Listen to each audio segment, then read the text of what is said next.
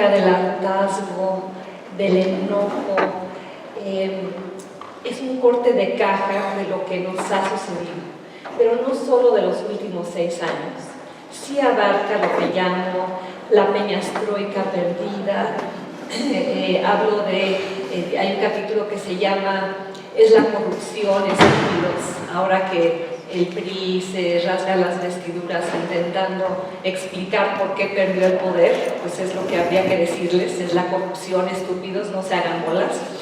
Hay un capítulo sobre nuestra dolorosa impunidad, esa O de Odebrecht, O de omisión, O de todo lo que no se investiga. Ahora que vemos a Enrique Peña Nieto con sus spots omnipresentes congratulándose, se le ve fresco, se le ve rozagante, como si se le hubiera quitado un gran peso de encima. Creo que es así porque ya se va y porque sabe que probablemente se va impune. El libro habla del lastre de la impunidad, habla del país de cosas. Hay un capítulo que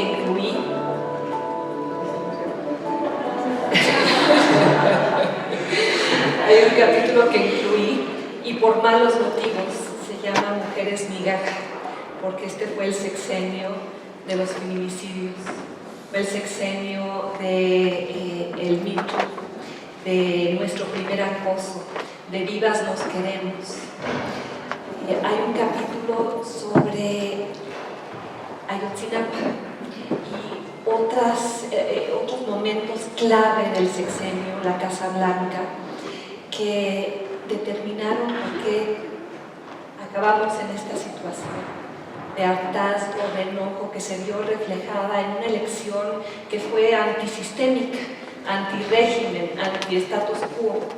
Pero no quería quedarme en la simple denuncia, en la simple crónica de nuestros malestares. Y recojo lo que veo tan aplaudible y rescatable de este sexenio, que es la organización de la sociedad civil.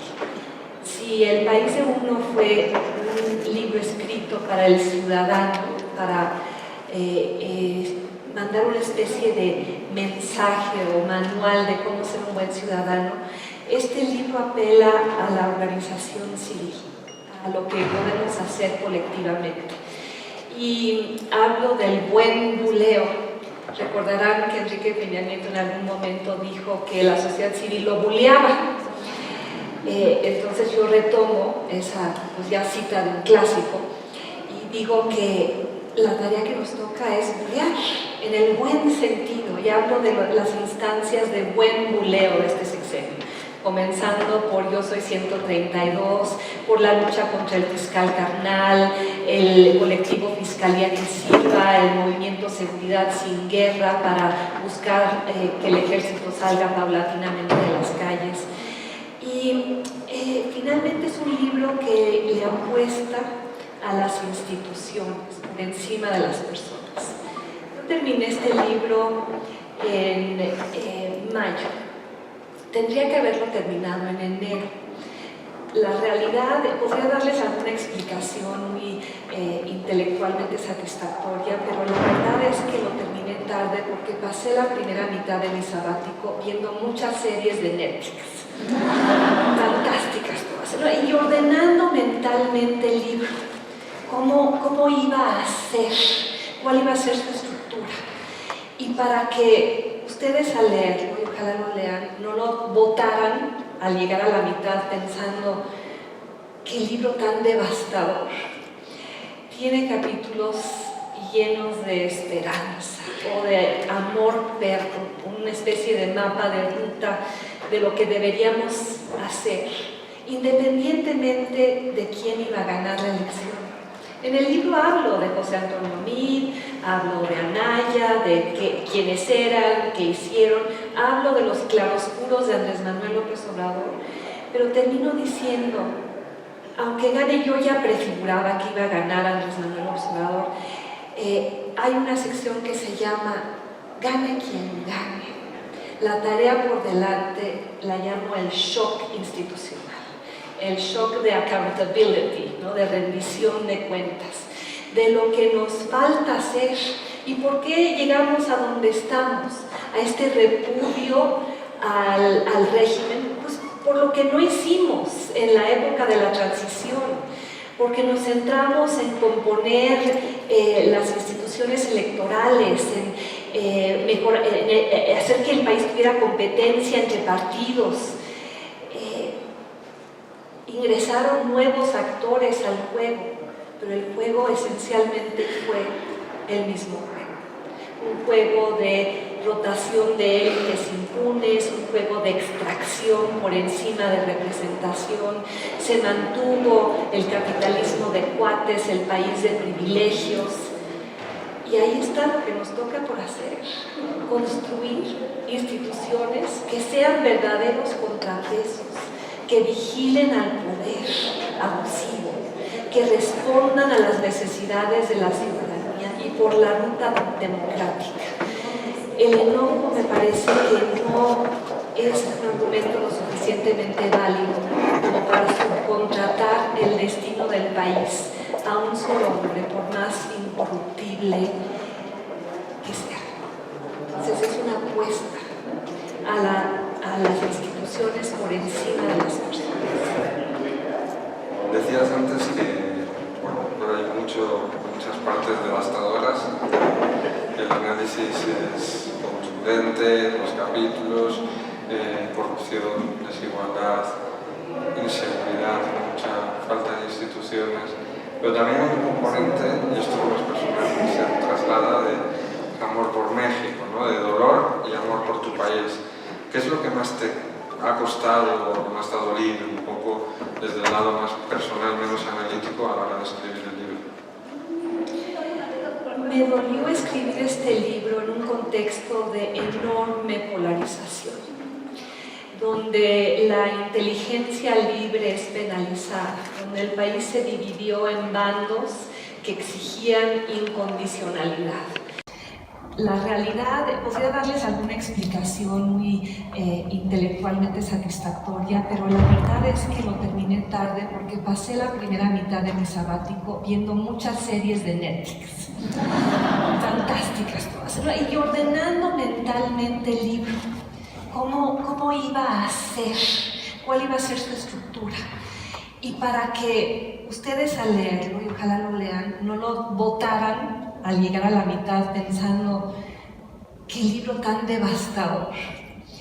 Tiene capítulos llenos de esperanza o de amor perro, una especie de mapa de ruta de lo que deberíamos hacer, independientemente de quién iba a ganar la elección.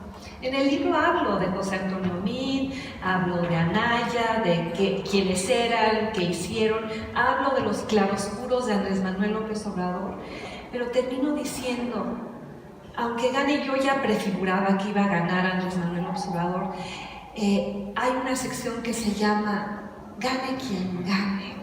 La tarea por delante la llamo el shock institucional.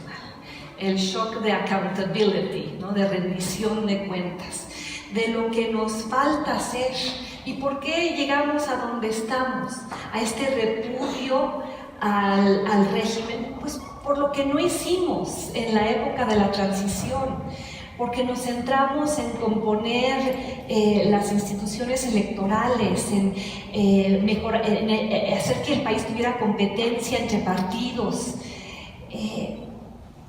Ingresaron nuevos actores al juego, pero el juego esencialmente fue el mismo juego.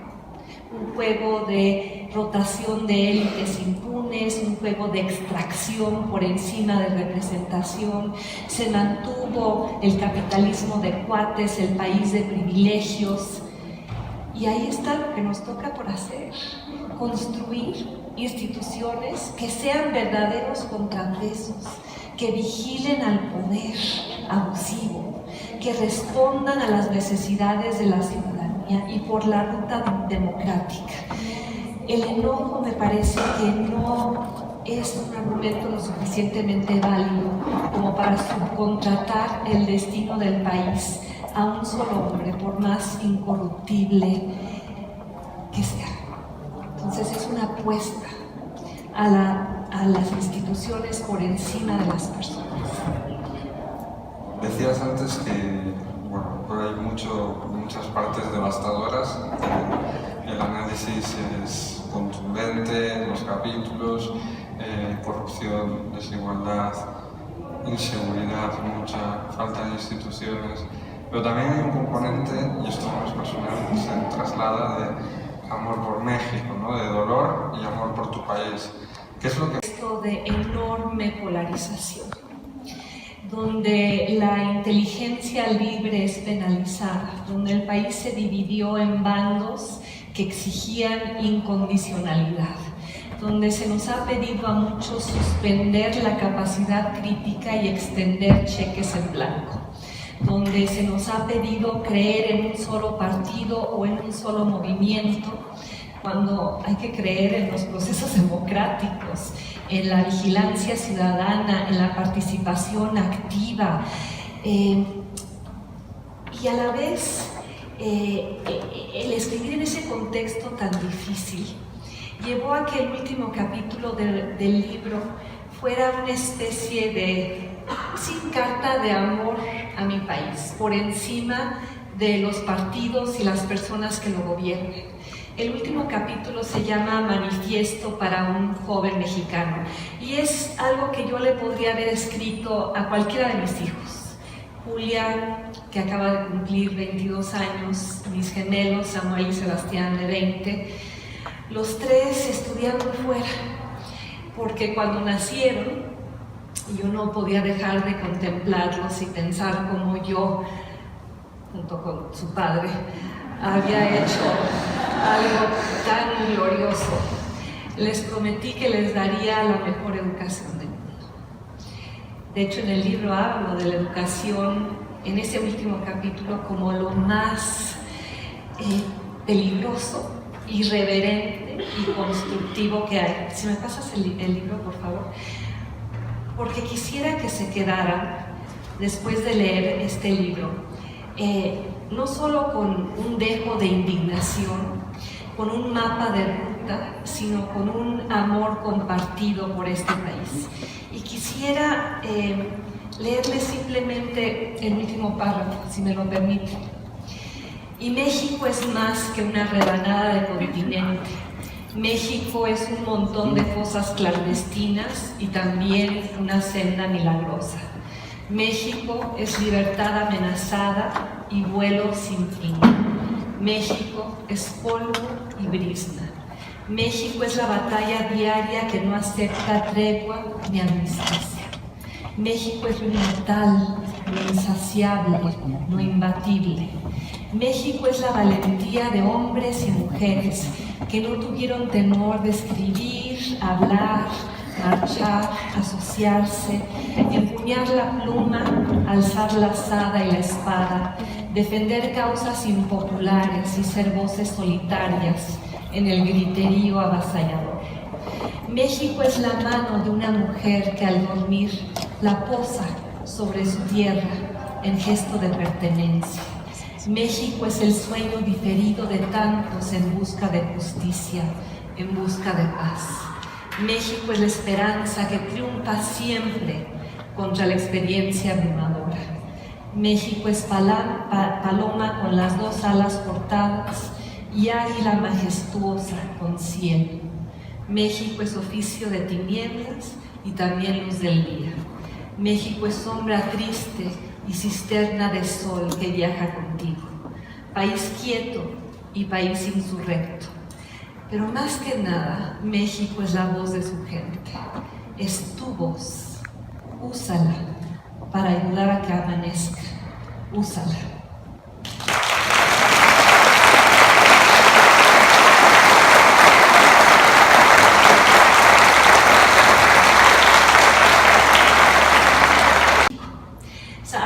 Perdimos el rumbo por muchos factores, pero yo cito a Mauricio Merino porque creo que tiene razón cuando dice el punto de quiebre, que quizá para muchos pasó desapercibido, fue ese momento en el 2003, en el que en un VIPS, Germán Martínez Cáceres, ahora orgulloso morenista, en ese momento era el dirigente del Partido Acción Nacional, y el Bester Gordillo, que era la coordinadora del PRI en la Cámara de Diputados, se sentaron en un VIPS y negociaron cómo iban a renovar el Consejo General del Instituto Federal Electoral. Porque eso me remonta a lo que pasó en los 90s, que ahora a muchos se nos olvida. ¿Qué fue por lo que peleamos en esa década? Luchas cívicas, negociaciones partidistas, nos sentamos a la mesa después del año que vivimos en peligro, después del asesinato de Colosio, el levantamiento zapatista, todo aquello que llevó a que las fuerzas políticas de este país se sentaran a la mesa y produjeran reformas electorales que nivelaran el terreno de juego para los partidos, para separar al partido del gobierno, para acabar con el sistema de partido hegemónico, para empezar el tránsito a la democracia. Y una parte central de ese tránsito fue contar con una autoridad electoral autónoma e independiente, que lo fue. El IFE fue la joya de la corona entre 1997 y el 2003. ¿Y qué hizo esa joya de la corona? ¿Por qué se ganó el respeto, el prestigio, la confianza de ustedes? Porque fue un órgano ciudadano y autónomo. ¿Qué hizo ese órgano ciudadano y autónomo? Pues empezó a vigilar a los partidos, a multar a los partidos, a sancionar a los partidos. En ese INE de Woldenberg, ese IFE de Woldenberg, se dieron las multas masivas por Pemex Gate, por amigos de Fox.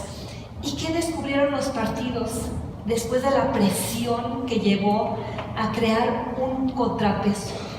Pues que no les gustaban los contrapesos y no les gustaba la autonomía. Y empezaron a acabar con la autonomía y la ciudadanización de esos órganos, comenzando por el INE. Porque ¿qué pasó con ese IFE y después INE a partir de ese momento?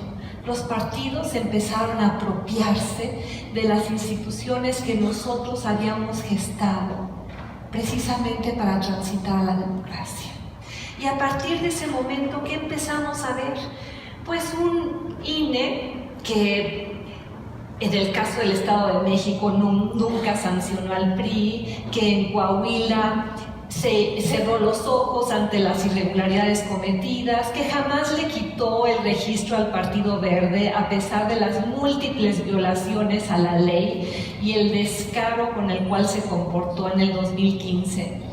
Vimos como el INE le perdonó al PRI el Monex Gate. Y ese punto de quiebre también marcó la actitud del partido hacia otras instituciones, como el INAI, que comenzaron a partidizar. Y ahora que se critica a esos órganos, no habría que patearlos, desacreditarlos más, deshacerse de ellos, sino precisamente recuperar su función autónoma, ciudadana, para que sean contrapesos del poder. Entonces, ese fue un momento definitorio. Y después el rumbo se fue perdiendo, pues por todo lo que siguió pasando, que yo ya describía en el país de uno, precisamente porque no se construyeron instituciones en la transición democrática para asegurar la transparencia, investigar y sancionar la corrupción. ¿Qué fue el ADN, lo distintivo del sexenio de Enrique Peña Nieto? Reformas estructurales, algunas aplaudibles, algunas con efectos buenos para los consumidores. Pues ustedes pagan menos por su telefonía celular porque una reforma estructural del peñanietismo incluyó la competencia en telecomunicaciones.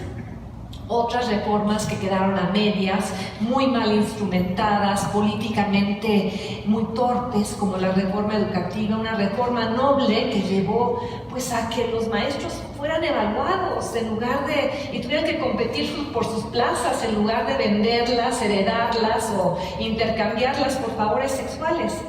Pero lo distintivo de este sexenio, más allá de las reformas estructurales y lo que terminó saboteándolas o diluyéndolas, fue la corrupción. ¿Y por qué la corrupción, la maldita corrupción?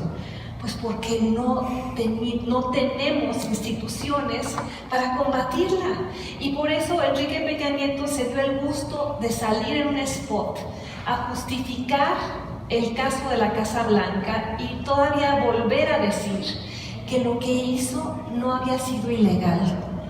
Pues claro, en México el conflicto de interés nunca ha sido ilegal.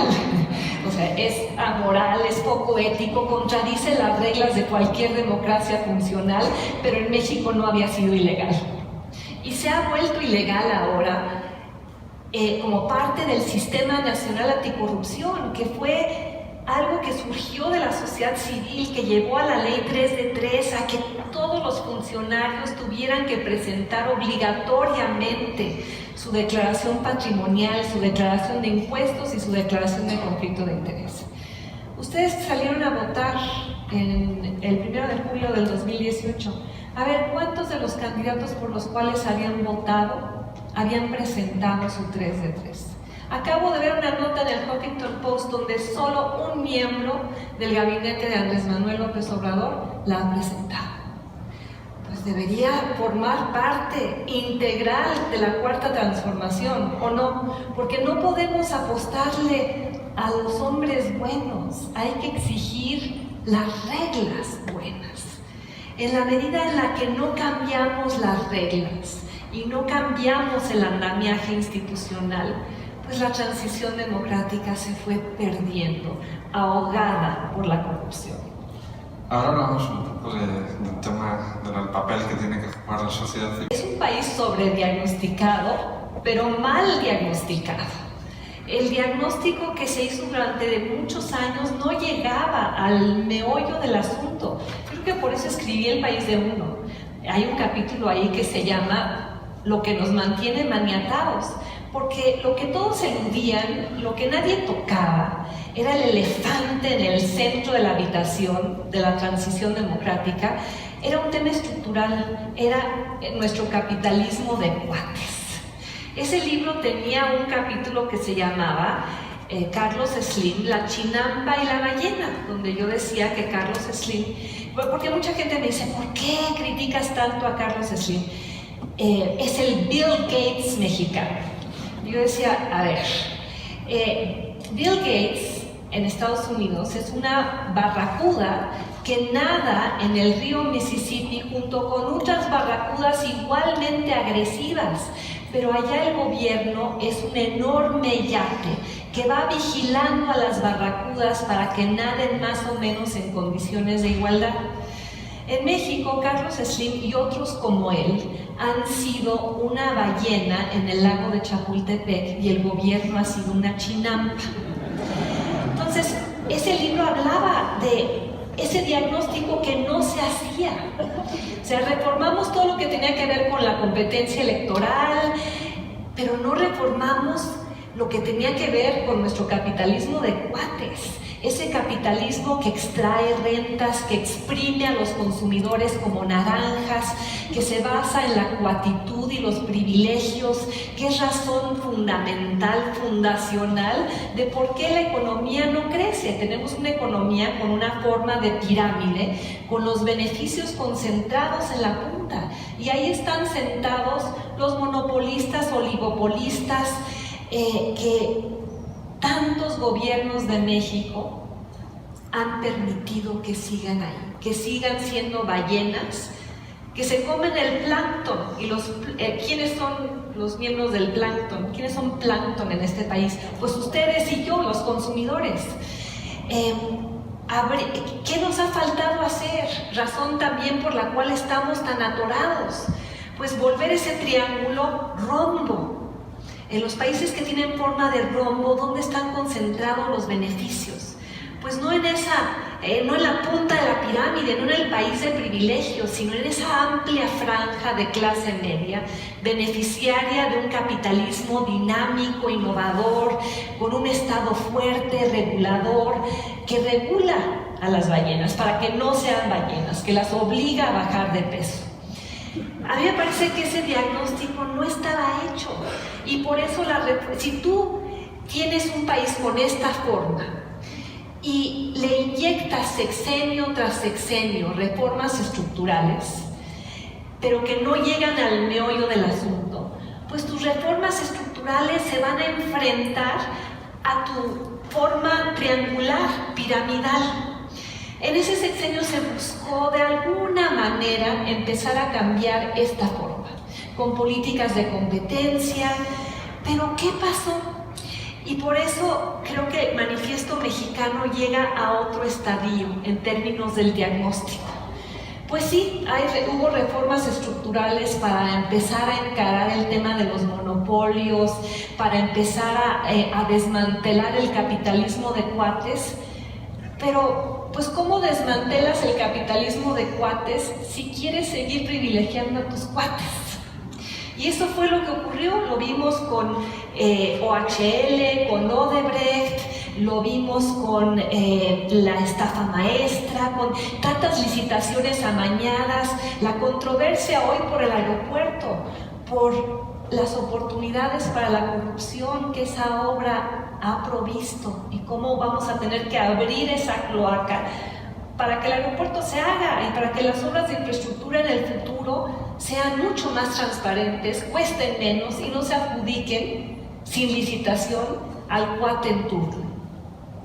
Y algo distinto que tiene Manifiesto Mexicano es no solo ese elemento de la cuatitud, sino cómo ese elemento de la cuatitud no se puede encarar si no hay Estado de Derecho.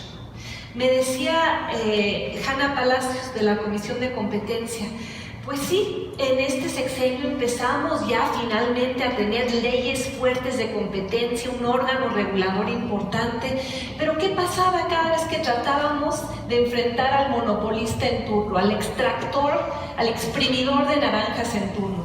Pues que iban y se amparaban. Y se iban ante un tribunal especializado y ese tribunal especializado no sabía cómo lidiar con ellos y los casos llegaban a la Suprema Corte y la Suprema Corte acababa fallando en favor del cuate. Entonces, ¿cómo tener crecimiento, democracia, si no hay Estado de Derecho? Y en ese sentido creo que mi diagnóstico ha variado un poco. Yo hace unos años escuché a Ernesto Zedillo decir, ante una pregunta de ¿cuáles son las 3 cosas que necesita México? Él dijo, Estado de Derecho, Estado de Derecho, Estado de Derecho. Yo en esa época pensé, está equivocado, el problema es estructural. Si no componemos la economía, el Estado de Derecho es una cuestión subsidiaria.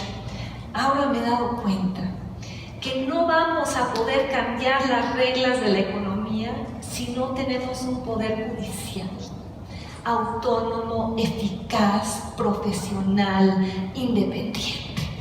Y eso transita por fortalecer los juicios orales, de los que hablo en el libro, y cómo vamos muy lentamente en su instrumentación, y cómo quizá el legado más importante, el más transformador que podría dejar la cuarta transformación, sería una Fiscalía General Autónoma, que reemplazara a una PGR, que cómo se comportó en este sexenio y cómo se ha comportado en todos los otros sexenios, independientemente de si está en el poder el PRI, el PAN o ahora Morena. De manera politizada, de manera partidizada, siguiendo las órdenes del presidente en turno. Y por eso, pues, tú que conoces el resto de América Latina, ¿por qué el país publica nota tras nota sobre cómo Odebrecht ha llevado a la caída de presidentes, al encarcelamiento de senadores, a las investigaciones continuas de corrupción? Y en México, ¿a qué ha llevado Odebrecht? Cero, precisamente porque tenemos una PGR que no provee justicia, hace los encargos que el presidente en turno le pide.